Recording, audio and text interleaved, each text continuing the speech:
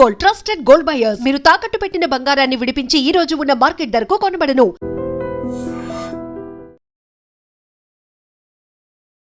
నమస్తే, welcome to I dream. నేను వలి. తమిళనాడు రాజకీయాల్లో మరొక సంచలనం నమోదు కాబోతోందా? ప్రస్తుతం సోషల్ మీడియా వ్యాప్తంగా తమిళనాడులో దీని మీద చర్చ జరుగుతోంది. హీరో ధనుష్ కూడా రాజకీయ ఎంట్రీ ఇవ్వబోతున్నాడు అని. ధనుష్ ఒక కార్యక్రమంలో పార్టిసిపేట్ చేశాడు. వాళ్ళ అభిమానులందరూ కలిసి ఒక రక్తదాన శిబిరం ఏర్పాటు చేశారు. దానికి హాజరైనటువంటి ధనుష్ కొన్ని కీలకమైనటువంటి వ్యాఖ్యలు చేశాడు. దీని చుట్టూనే ప్రస్తుతం తమిళ రాజకీయాల్లో తీవ్రమైనటువంటి చర్చ జరుగుతోంది. అతను ఏమన్నాడు అంటే, మీరందరూ కూడా ఇంతమంది ఈ కార్యక్రమానికి వచ్చి ఇంత ఐక్యతగా ఉండి ఈ కార్యక్రమానికి వచ్చారు అంటే ఈ ఐక్యతకి ఒక శక్తి ఉంది. కాబట్టి ఈ ఐక్యతని అట్లా వదిలేయద్దు. ఒక లక్ష్యాన్ని ఏర్పరచుకుంటే డెఫినెట్గా ఈ ఐక్యతకి ఈ శక్తికి ఒక అర్థం పరమార్థం ఉంటుంది. మీరందరూ కూడా సామాజిక కార్యక్రమాలు మొదలుపెట్టండి. మీకు తెలిసిన వాళ్లకు, లేకపోతే మీ గ్రామంలో కావచ్చు, మీ చుట్టుపక్కల కావచ్చు, ఎవరైనా సరే ఇబ్బందులు ఉంటే ఆ ఇబ్బందిని తొలగిపోయే విధంగా, వాళ్ళ సమస్యలు పరిష్కారం అయ్యే విధంగా మీ వంతుగా ధనుష్ అభిమానిగా మీరు అలాంటి కార్యక్రమాలు చేస్తే నిజంగా చాలా గొప్పగా ఉంటుంది. చాలా గొప్ప మార్పు సమాజంలో తీసుకొచ్చిన వాళ్ళం అవుతాం. నేను కూడా మీ పేరును పెంచే విధంగా, మీ పేరు ప్రతిష్టలు పెరిగే విధంగా ధనుష్ అనేటువంటి వ్యక్తి ఒక నూతన ఉత్సాహంతో, ఉత్తేజంతో మరిన్ని సేవా కార్యక్రమాలు చేయడానికి ముందుకు వస్తాడు. కాబట్టి డెఫినెట్గా మీరందరూ కూడా అలాంటి సేవా కార్యక్రమంలో పార్టిసిపేట్ చేయండి. ప్రజల బాగు కోసం, ప్రజలకు మంచి చేసే దాంట్లో భాగంగా మీకు తెలిసిన వాళ్ళకి మీకు చేతనైనంత సాయం మీరు చేస్తూ పోండి. నా వంతు ప్రయత్నం నేను కూడా చేస్తా. మీరు అలా చేస్తారని అనుకుంటున్నాను. ఎందుకంటే ధనుష్ అభిమాని ప్రతి ఒక్కడు కూడా కష్టపడేవాడు ఉంటాడు, ప్రజలు మేలు కోరేవాడు ఉంటాడు, ప్రజలకు సేవ చేసేవాడు అయి ఉంటాడు అన్నది నిరూపించాలి. మీరు ఆ రకంగా నిరూపిస్తారో అలాంటి కార్యక్రమాలు చేస్తారని చెప్పి ఆశిస్తున్నాను అని ఇలాంటి వ్యాఖ్యలే చేశాడు ఆ కార్యక్రమంలో. సో ఇదొక రాజకీయ ప్రసంగంగా చాలా క్లియర్గా ప్రతి ఒక్కరికి కూడా అనిపిస్తోంది. సో డెఫినెట్గా ధనుష్ కూడా భవిష్యత్తులో రాజకీయ ఎంట్రీ ఇచ్చేస్తున్నాడు అనేది కూడా చాలా స్పష్టంగా ధనుష్ అభిమానులే కాదు, సోషల్ మీడియా వ్యాప్తంగా అక్కడ ప్రతి ఒక్కరు కూడా విజయ్ బాటలోనే ధనుష్ కూడా రాబోతున్నాడు. Dhanush political entry almost confirm అయిపోయింది. సో గ్రౌండ్ ప్రిపేర్ చేసుకుంటున్నాడు. సో కాబట్టి అభిమానులకు ఆ రకమైనటువంటి సూచన, సలహా చేశాడు అనేది కూడా ఇక్కడ క్లియర్గా అర్థమవుతుంది. సో అతని టార్గెట్ ఇది 2026 అంటే 2031. 2031లో తమిళనాడులో జరిగేటువంటి అసెంబ్లీ ఎన్నికల టార్గెట్గా ఇప్పటి నుంచే హీరో ధనుష్ పావులు కదుపుతున్నాడు అన్నది కూడా చాలా క్లియర్గా చాలామందికి అర్థమవుతున్నటువంటి విషయం. మనకు తెలుసు, ఇప్పటికే చాలామంది హీరోలు తమిళనాడు రాజకీయాల్లోకి వచ్చారు. సో రజనీకాంత్ వద్దామనుకున్నాడు, కానీ ముందు వెనక అవటం వల్ల మళ్ళీ బ్యాక్ స్టెప్ అయిపోయి రజనీకాంత్ పార్టీ పెట్టలేకపోయాడు. తర్వాత 2 సంవత్సరాల క్రితమే హీరో విజయ్ పార్టీ పెట్టాడు. అద్భుతమైనటువంటి విజయం. సో తను పోటీ చేసిన మొదటి ఎన్నికల్లోనే అత్యధిక స్థానాలు గెలిచి తమిళనాడు ముఖ్యమంత్రి అయ్యి ఒక రికార్డు క్రియేట్ చేసినటువంటి పరిస్థితి ఉంది.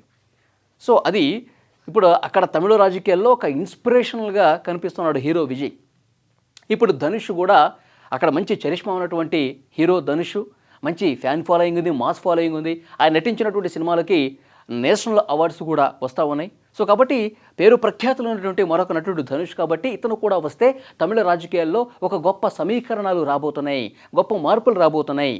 విజయలాగా విజయం సాధించే స్థాయి ధనుష్కు కూడా ఉంది అని చెప్పి అక్కడ చాలామంది సోషల్ మీడియా వేదికగా ఈ వ్యాఖ్యల తర్వాత మాట్లాడుతున్నటువంటి పరిస్థితి ఉంది. సో ఇదే కార్యక్రమంలో నేషనల్ అవార్డ్స్ గురించి కూడా చర్చ జరిగిందండి. హీరో ధనుష్ నటించినటువంటి ఏదైతే రాయన్ సినిమా ఉందో దానికి డైరెక్టర్ కూడా ధనుష్.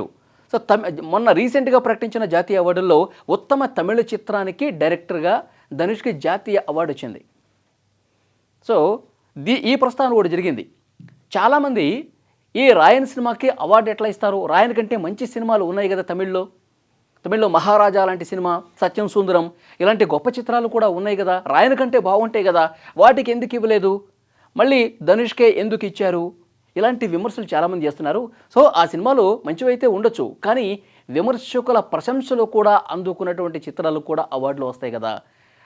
ఒకే వ్యక్తికి తమిళనాడుకు సంబంధించినటువంటి ఒకే వ్యక్తికి 2 అవార్డులు రావటం చూసి ప్రతి ఒక్క తమిళ ఇండస్ట్రీకి సంబంధించిన వాళ్ళు కావచ్చు, ప్రతి ఒక్క తమిళుడు కావచ్చు గర్వపడాల్సింది పోయి నా మీద విమర్శలు చేస్తూ ఉన్నారు. ఇది ఎంతవరకు కరెక్ట్ అని చెప్పి ఇదే సభలో ధనుష్ మాట్లాడినటువంటి పరిస్థితి ఉంది. ఇంకొంతమంది ఇంకొక అడుగు ముందుకేసి ఏదో జరుగుతోంది వెనకాల, గ్రౌండ్ వెనకాల ఏదో మతలబు ఉంది, ఇతనికి అవార్డులు రావటం, ఇప్పుడు రాజకీయ ప్రసంగం చేయటం, అభిమానులకి సేవా కార్యక్రమాలు చేయాలని పిలుపునివ్వటం, దీని వెనకాల ఏదో మతలబు ఉంది అని చెప్పి విమర్శలు కూడా స్టార్ట్ అయిపోయాయి ఆల్రెడీ. ఎందుకంటే వరుసపెట్టి జాతీయ అవార్డులు రావటం అంటే కేంద్రంలో భారతీయ జనతా పార్టీ ఉంది, తమిళనాడులో భారతీయ జనతా పార్టీ అంతంత మాత్రమే. ఇక్కడ సినిమా వాళ్ళకి చాలా గొప్పగా ఆశీస్సులు అందిస్తారు తమిళ ప్రజలు.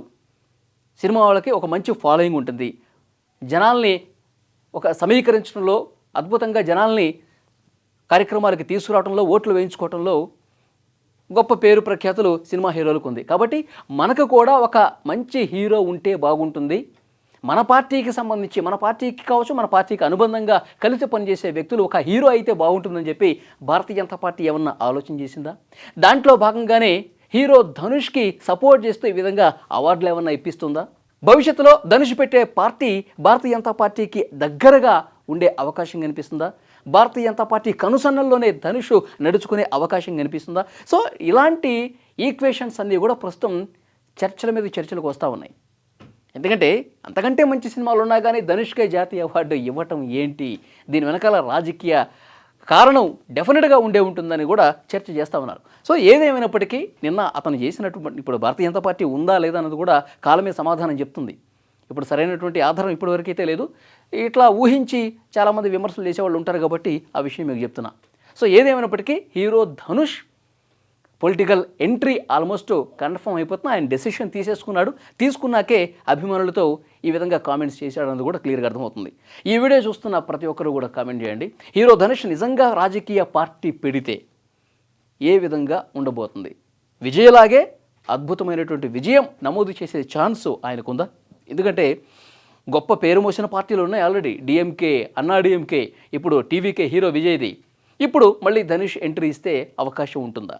భారతీయ జనతా పార్టీతో నిజంగా ఆయన కలిసి ప్రయాణం చేస్తే అవకాశాలు ఉంటాయి ఆ ధనుష్కి. మీ అభిప్రాయం కామెంట్ చేయండి. Thank you.